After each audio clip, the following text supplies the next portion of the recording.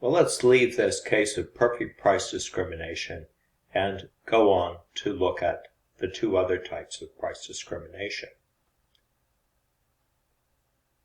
Here's an example that's very often seen.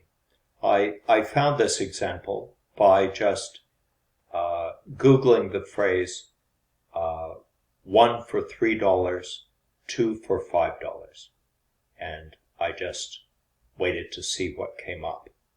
So what came up was an extract from a blog written by a couple of English students who were traveling in California. And they visited a shop called Pinky's Cupcakes, and one of them made a note in their blog describing the prices on offer, 1 for $3, 2 for $5. So you can see that they decided to buy 2 cupcakes each. I would add just a mistake. You really should not eat these things. I don't know if you ever tried one.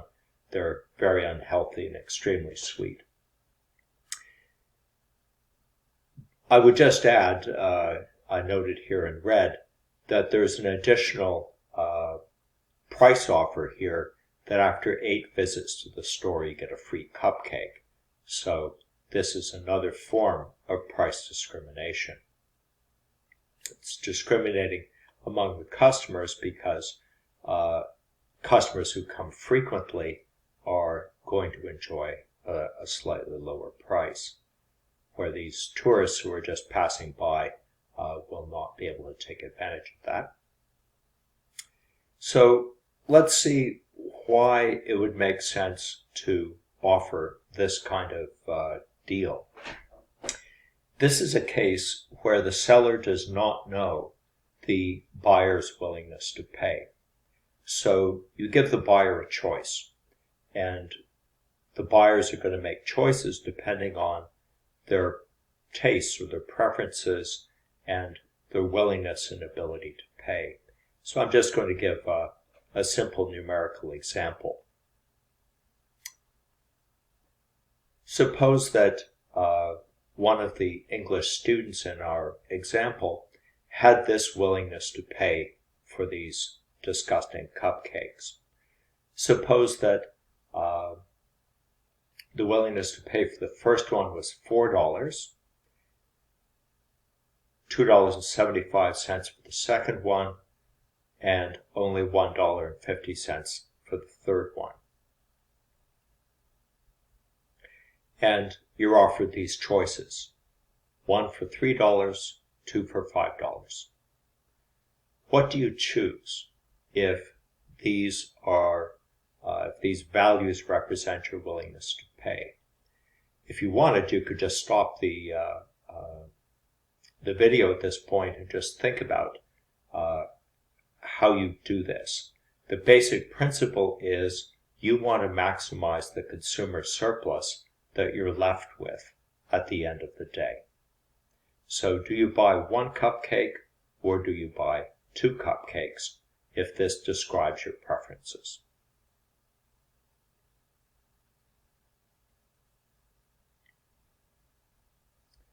Now let's have a look at this.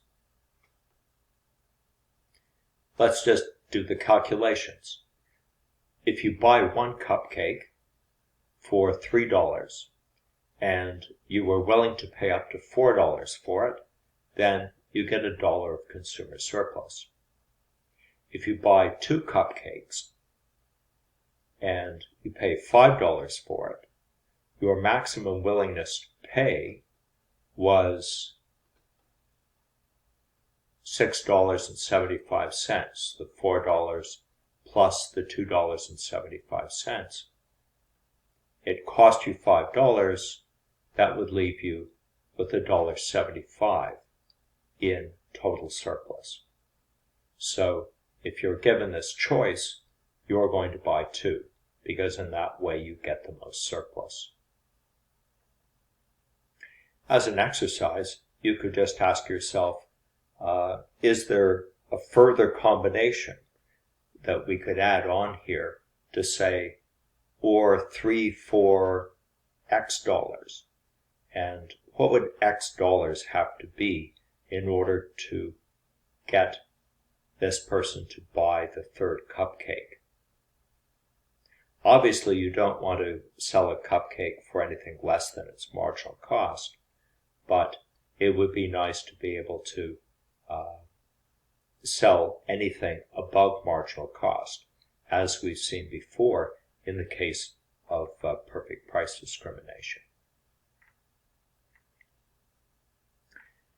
All right, well, this is an example where you offer buyers a choice and they reveal their willingness to pay.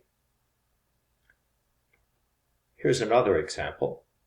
You can give people quantity discounts. So these are the actual prices for the Canada Games Aquatic Centre. I think you will feel a little bit annoyed these days if you had a prepaid membership and now you can't go, but I presume they will extend your membership given the current situation. Anyway, suppose these are the prices. So a person can pay $9 for one visit, or if you want to go, the option to go for a whole year, prepaid, you can pay $619. So the Aquatic Center is leaving it open to potential customers as to which combination, which package would give them the greatest consumer surplus. Why does it make sense to do that? Well, there may be some portion of the market that's just interested in dropping in from time to time.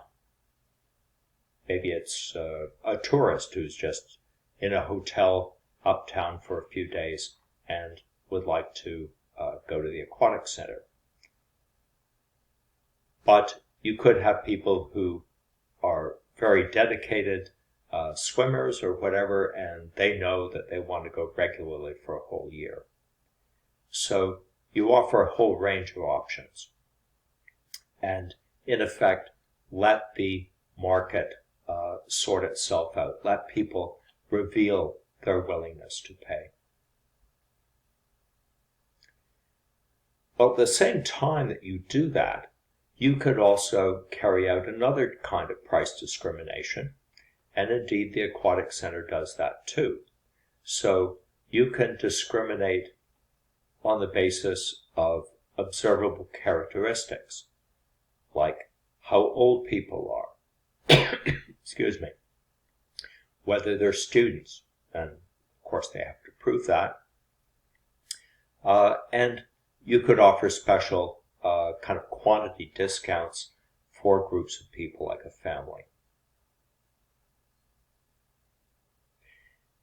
So what's the basic principle here? Well, obviously the idea is that you're dividing up the market according to your perception of people's willingness to pay.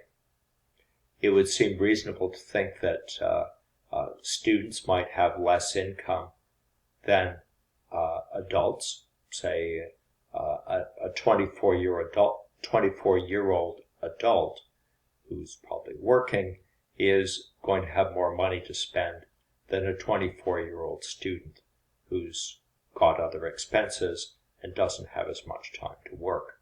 So their willingness to pay, their ability to pay is probably less.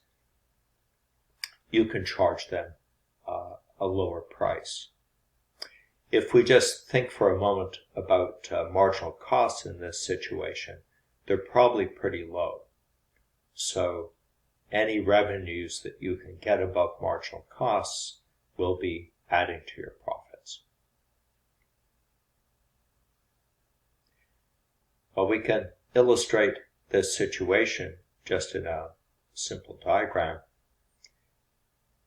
I'm supposing in this picture that we've got two parts of the market.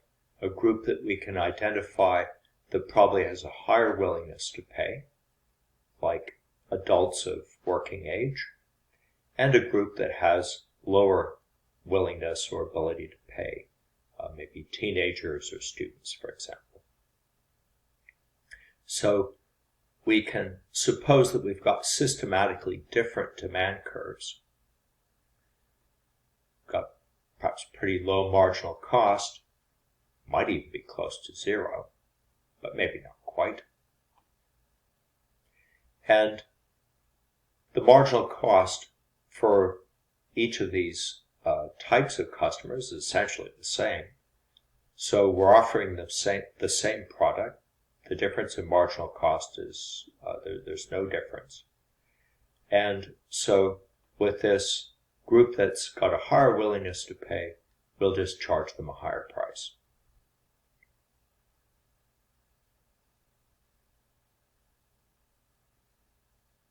So let's just summarize what's going on here.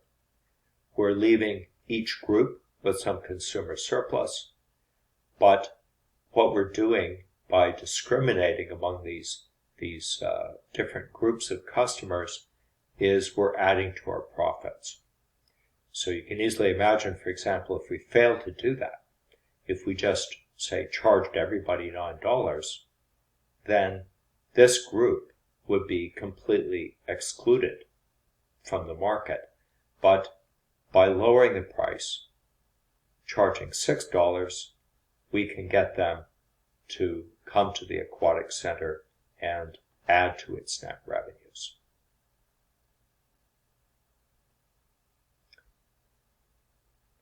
Well, that concludes my discussion of price discrimination.